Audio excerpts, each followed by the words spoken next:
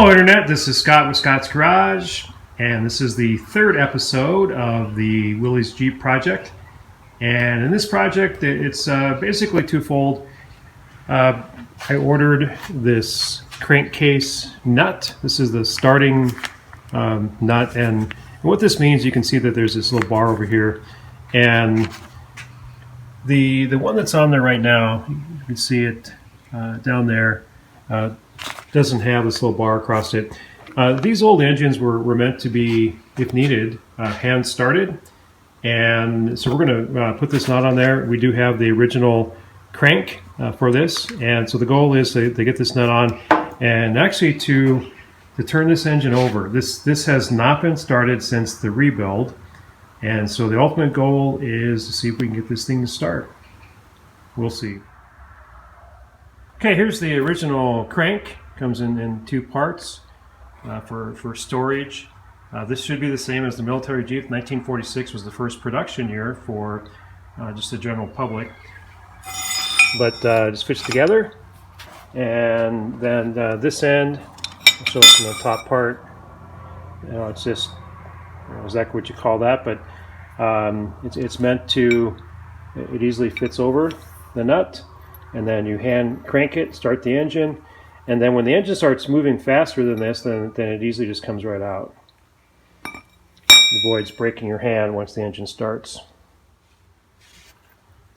Here you can see a closer look at the nut that's on there now, and I don't know why that came when we got the Jeep, but it's not the nut that we can use the crank for, so we'll be replacing it with this. Find out the size and take the old nut off. Okay, I found out the size of the crank nut. It is 1 3/8 inch, which is really an odd size. We had to go to a tool rental place to find it, but we got a 3/4 inch breaker bar, so this did it. I was able to break that nut loose, and should be able to get it my hand now.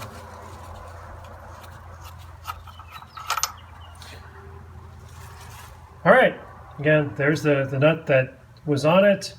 It's an old nut, but it's not the original, because the original would have had that bar across for the crank. But let's get the new crank nut on. Same size, 1 3/8.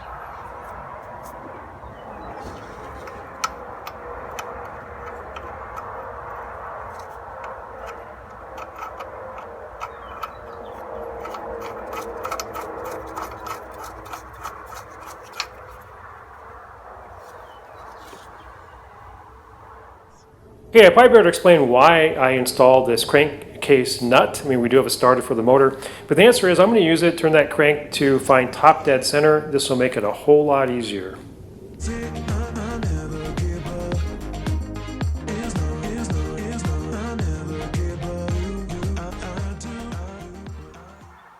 All right, I've taken all the spark plugs out, and a couple reasons for this. Again, I want to find top dead center on cylinder 1, which is closest to the fan. It's 1, 2, 3, 4. But besides that, this engine was rebuilt several years ago, but we have not started it yet. This has been a long-term project. This Jeep has been sitting in this garage right here for years. And again, this is just a fun project. I only get to it a couple times a year. But it's still, it's tight, and the rings are tight, and it hasn't been run, so you don't have oil, coating the cylinder walls. So what I'm going to do to get this started for the first time is I'm going to put a little bit of this true fuel. Now this is made for for lawn equipment where you need a mixture of 50-to-1. Fuel to oil. Normally you would not use this in a vehicle, but it's really hard to crank. Even the starter just barely turns it, and even with the hand crank, with the hand crank as well, it's really hard to turn. Now with the spark plugs off, there's no compression. It's a little bit easier, but still it's tighter than it should be. So I'm going to put a little bit of this just on top of the cylinders, and it will lube it from the top down and make it a whole lot easier. Okay, I used some of that 50-to-1 fuel oil mixture. I dropped it in on top of in each of the heads where the pistons are at. It'll lubricate this. I've already tried it. It spins a lot easier. I can crank it quite easily. So what I'm going to do now is find top dead center on number 1 cylinder. So number 1 is closest to the fan. And what I'm going to do now, this is an old trick of the trade, is put some Scotch tape just on the top here, a couple strips.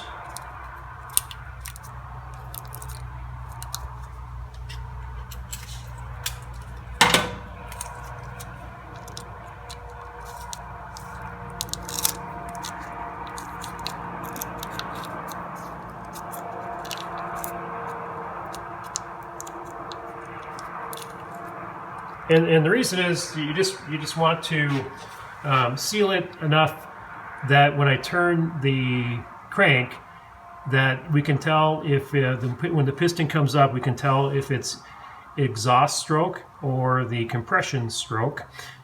Exhaust stroke is going to create a vacuum and actually pull the tape down. And when it's on the compression stroke, which is the stroke you want for top dead center, it's going to pop the tape up. We'll probably even hear it pop a little bit. So I'm going to turn the crank now.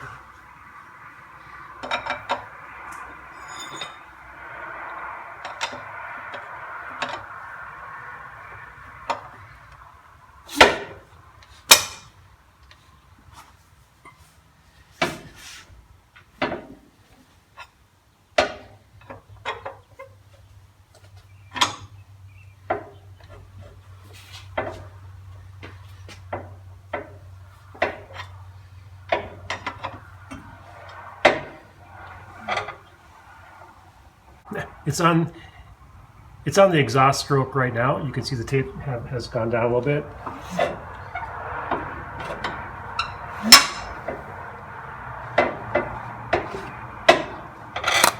Okay, right there, it popped. And what that means is that it's now on the compression stroke. So I know that the cylinder is coming up.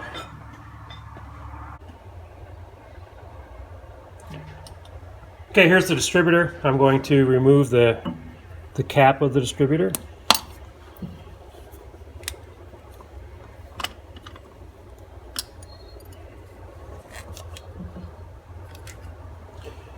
And now the rotor. And then this is for the military style, this was 1946, right after World War II. This kept everything waterproof. It's kind of cool. And so what we got here, we know it's on the compression stroke. And so this, by the way, is not factory yet. You have to line things up with the water pump on these Hurricane 134s. And I know that's not the case. I'll eventually redo that so that number 1 is actually down here. But I'm going to determine number 1 from the compression stroke where the distributor is set right now. How we do that is I look at the points, and I know it's on compression stroke, and so the gas air mixture is being compressed, and I'll look at the flat part, where the points come together. Then that's where I want the ignition, where it's going to be close to that area for the spark. So I can determine that by looking at it now, and you can see the overall position of number 1. Okay, position of the rotor. It's going into the compression stroke, and I want it to fire when it gets right there. And I can see from the points here that that's what's going to happen right now. There's no spark, but then when it gets to this position, the points are going to touch and ignite it. And so what that tells me is that on the way I have this set up, this is not factory, but my number 1 is going to be at top dead center at approximately the 2 o'clock position, between 1 and 2 o'clock, and right now it's just on that compression stroke. So this will be a good ballpark place for setting the timing. So I'm going to put the cover back on, and again, I'm pretty comfortable here for the first time of starting this up. Okay, if I've marked number 1, it's top dead center again. So this will be spark plug 1, which is right there. And on these Hurricane 134 engines, the timing order is 1, 3, 2, 4. So I'll make sure that I put the spark plugs back in, and I'll put it in that order. And it should be real close to being able to get this started, and we'll adjust the distributor from there.